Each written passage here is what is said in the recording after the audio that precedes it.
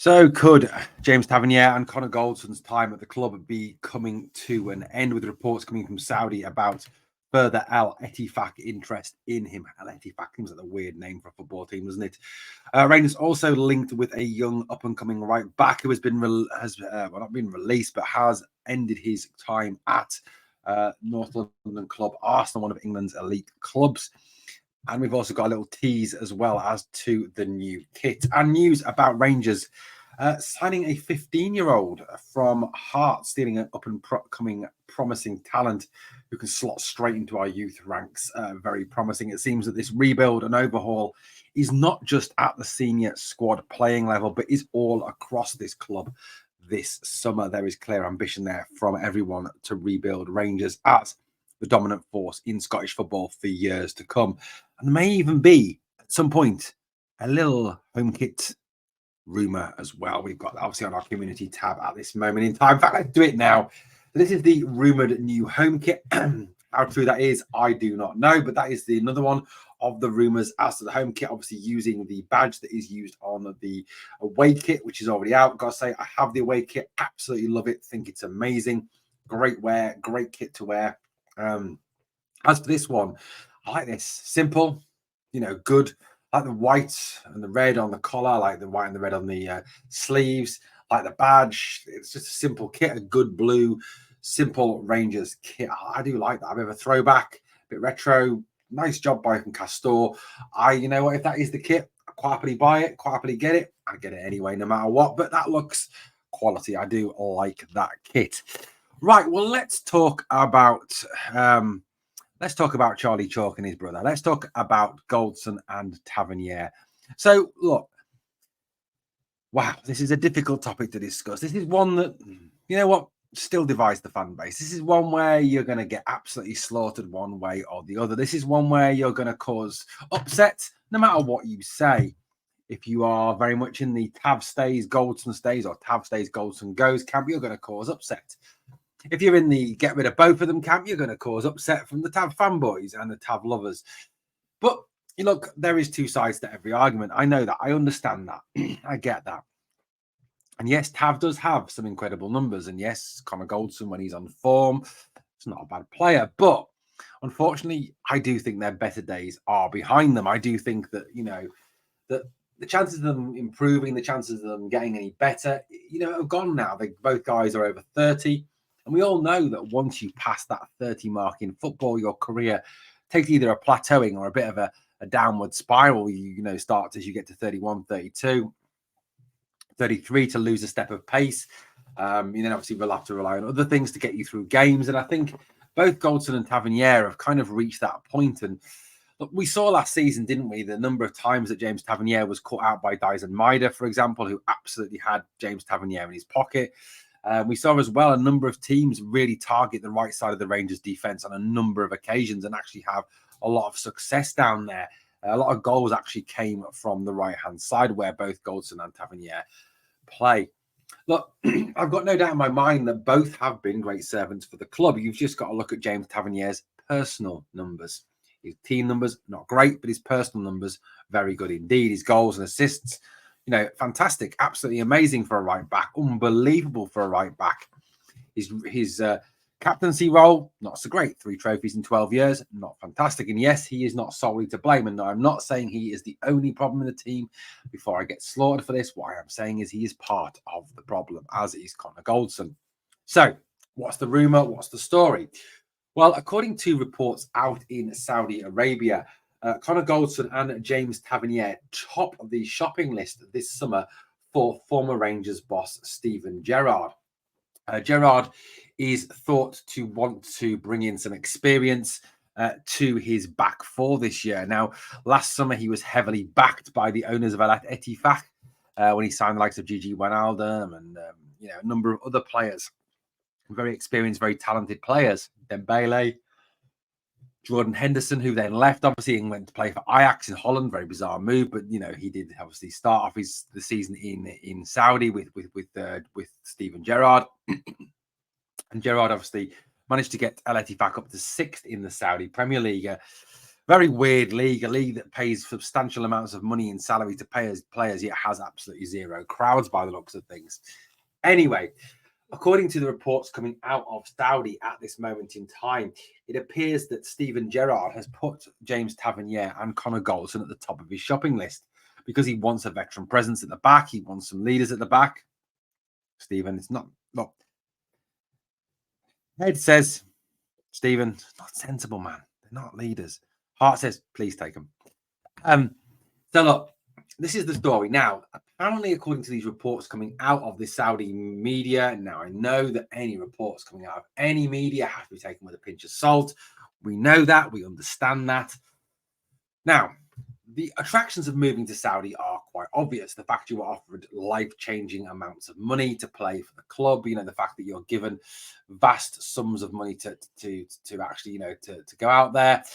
Look, I don't think living conditions are fantastic out there. You know, there's obviously a lot of restrictions on things. Personally, even if I was offered 100 grand a week or 200 grand a week or 300 grand a week or 500 grand a week or 750 grand a week, I would not take it.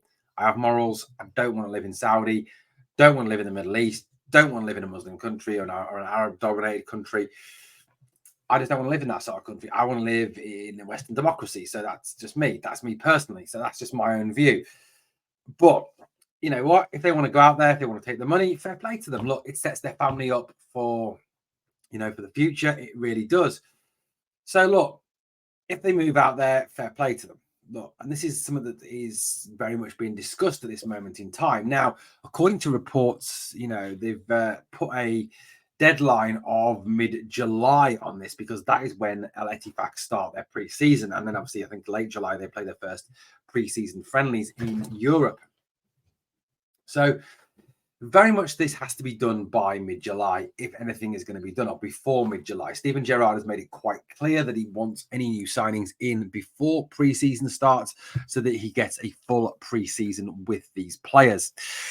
So the pressure is quite clearly on. So the club need to take a decision sooner rather than later, which obviously puts pressure on us to find replacements, to get in players, to play at centre-half, to play at right back, all those things. Now, look, I don't realistically know what is a sensible fee for James Tavernier and Connor Goldson.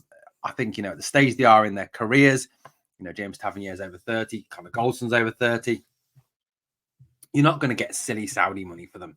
As much as you might want 15 million, 20 million, 10 million, whatever. I cannot realistically see any club paying in excess of £5 million for either of these players. So any money you can get in is positive. Bearing in mind as well, you will clear a substantial amount of the wage bill, 40 grand. I think it's a week for Goldson, for example. I'm not quite sure what Tav's on, plus 30 grand at least. So look, it's going to create a substantial, you know, amount of wages free, plus, you know, some money, say 6, 7, 8 million in as well, or money we can use to reinvest in the squad.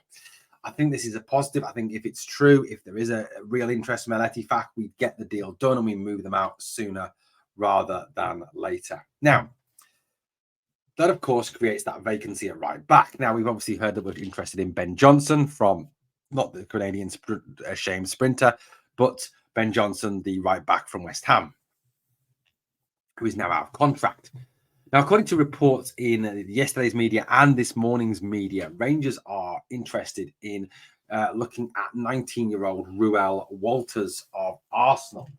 Now, Ruel Walters is a 19-year-old right back, centre back, who has come through the Arsenal youth system. Apparently also spent part of his youth career at Tottenham as well. And what do we know about Ruel Walters? Well, we know, like I said, he is 19 years old. He's from London. He's over 6 foot. He has English and German citizenship. He is a defender, primarily a right back, but he can play centre half. He is right-footed. And he is now out of contract. Now, what is interesting about the fact that Ruel Walters is out of contract is the fact that Arsenal tried to keep him at the club. They did offer him a new deal, which is in itself, you know, showing what sort of a player is. If at a club like Arsenal is trying to keep hold of you, you are clearly not some complete duffer. You clearly have some talent. The Arsenal are one of England's elite clubs. They are a club that is well renowned for bringing through young players, for developing young talent. You've only got to look back across the last few years to see, the ability, the talent that the young players that come out of their youth system have. So, Ruel Walters is clearly someone who is going to have an awful lot of talent. He is a very good defender. He is in terms of his ability, he's quick, he's good in the air, he's good on the ground, he's good with tackling, he's good at distribution, he's good at getting forward from right back. He is a top player, but he has seen obviously his ability to get into the first team restricted by the fact that Arsenal have a lot of very talented players ahead of him in the pecking order. Hence why obviously Arsenal ran Manchester City all the way down to the final day for the league title. In terms of his record this season and his appearances, it's clear that he's built up a wealth of experience even at the tender age of 19, playing for Arsenal. So what has he got? Well, he's got 15 Premier League 2 appearances with 1 assist. He's got 2 EFL trophy appearances, as I said on the video the other day. English Premier League teams are allowed to enter their under 21 teams in the Football League trophy. He's also played in the Premier League playoffs. He has also made 5 appearances in the UEFA Youth League as well. He is a player who has, like I said, a lot of experience at that youth level for Arsenal, someone that Arsenal actually saw as having a future at the club. Now, according to reports, his only demand realistically is for first team football. He wants the opportunity to impress. He wants the opportunity to play first team football now. He feels he's at that stage where he needs to play. And that is certainly something that Arsenal couldn't guarantee him next season. He's already announced he's leaving. His contract's already up. He's got a whole host of praise and thanks and goodbyes from some very talented Arsenal players like William Saliba, Zinchenko, for example, Gabriel Jesus, have all wished him the best and said what a fine player they think he is. Mikel Arteta has also spoken very highly of him as well. Obviously, Mikel Arteta has that link to Rangers. Now, Ruel Walters has attracted interest from a number of championship clubs, clubs in France, clubs in Italy, and clubs in Germany. But it is thought that Rangers are interested in trying to secure the services of Ruel Walters, which shows a couple of things. Number one, that we're still very much taking this trading model exceptionally seriously. This is a very promising, talented young player who I think in a few years' time is going to be worth a substantial amount of cash. Also, the fact that that we're looking at bringing someone like this when his main demand is to play first team football or have the chance to play first team football shows that maybe there is some truth in the Tav to Saudi rumours or the Tav being phased out of the first team rumours if we're looking at a player like Walters. Also, the fact that Sterling may obviously be seen as playing elsewhere in the future, more defensive midfield or right wing. This is a very interesting one. It's certainly something that, I think we need to keep an eye on. Hopefully there's some truth in it. I think, there has been some dodgy signings from down south, but I certainly don't think that Ruel Walters would be one of those dodgy signings. I think he is a player who could come in and make an instant impact and make a real difference in this team. Naturally quick, good defensively, all things that, we need to have as obviously this. We have a desire to rebuild this back four, and Walters seems to be part of this plan. Famous last name in Rangers terms, of course. Happy birthday to Mark Walters for yesterday, but no relation, by the way. But I do think Ruel Walters is certainly someone we should be looking at and definitely someone we should be considering going forward. Guys, let me know what you think in the comments down below. Well, to finish off with this morning, this afternoon, this evening, depends obviously when you picked up the video.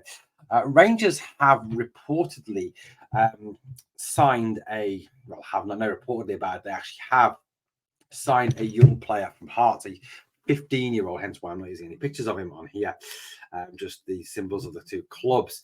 This young 15-year-old is called Alfie Hutchinson, and apparently Rangers are on the verge of completing a deal to sign the exceptionally highly rated youngster. Now, Rangers have beaten clubs from down south, including Premier League clubs who were interested in signing Alfie Hutchinson. Now, due to his age, obviously at 15 years old, Rangers will need to pay a compensation fee, what's called a training fee, to Hearts. But Hutchinson is expected to slot straight into Rangers' youth ranks. Now, it's really fascinating that obviously Hutchinson has chosen Rangers over several interested sides, including, like I said, English Premier League teams. And this is seen as being a major coup, a major success for Rangers to get hold of this 15-year-old youngster who is, you know, like I said, very up and coming, very talented.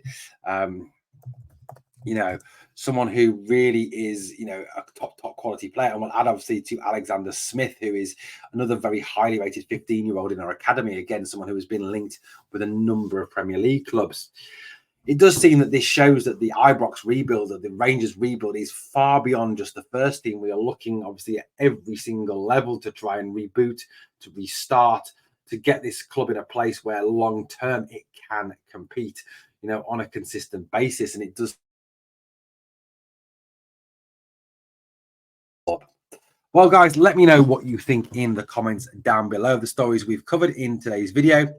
Thank you so much for watching Glasgow Rangers Nation. Please obviously sub to the channel. And on the way out, if you can do me 2 favors. 1, smash that like. And number 2, remember always, we are the people.